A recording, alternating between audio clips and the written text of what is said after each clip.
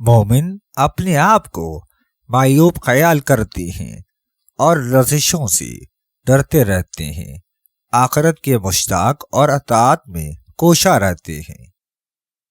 تکلیف میں مبتلا کرنے کے لائق سب سے زیادہ خراب دو چیزیں ہیں۔ اول، مہربان ناصح کی بے جا نصیحت، دوم، دشمنی رکھنے والے خوشامدی کی تعریف پر مغرور ہونا۔ منافق لوگ شیطان کے چیلے اور دوزخ کے کوئلے ہیں۔ یہی لوگ شیطان کی جماعت ہے۔ یاد رہے کہ شیطان کی جماعت بہت خسارہ پائے گی۔ منافق اپنی بہتری کے لیے ہر ایک سے سفارش کراتے اور ہر ایک کے غم پر جھوٹے آنسو بہاتے ہیں۔ کسی شخص کو لوگوں کے سامنے نصیحت کرنا ایک طرح کی ملامت ہے۔ بس لوگوں کے سامنے کسی کو ملامت نہیں کرنا چاہیے، بلکہ تنہائی اور علیحدگی میں سمجھانا چاہیے۔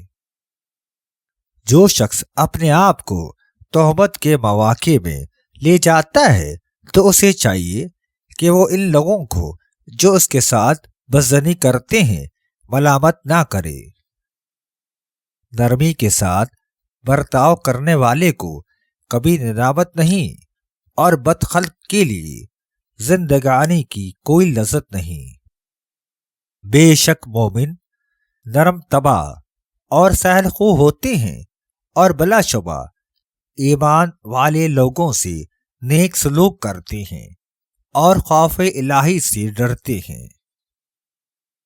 لوگوں کے ساتھ رفاقت میں وہ معاملہ کر جس کو اپنے لیے پسند کرتا ہے کہ تو ان کے شر سے منہ پھیرے تو اس کے ساتھ نرمی کر، اگر وہ دور ہو تو اس کے نزدیک ہو، اگر قصور کرے تو اس کا عذر قبول کر۔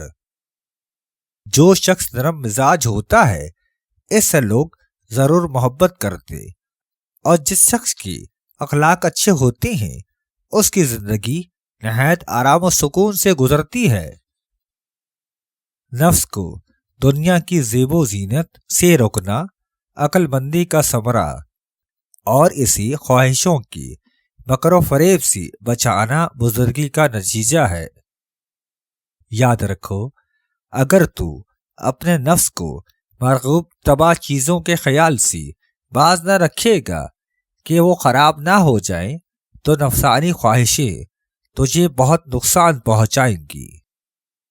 جب آدمی خواہش نفسانی کو دین سے مقدم سمجھے وہ ہلاک ہو جاتا ہے، اور جب آدمی کا شک اس کے یقین پر غالب نہ آئے وہ کبھی گمراہ نہیں ہوتا۔ تین چیزیں گھر میں الٹی پڑی ہوں تو گھر میں رزق تنگ ہو جاتا ہے: جوتا، جھاڑو اور جائے نماز۔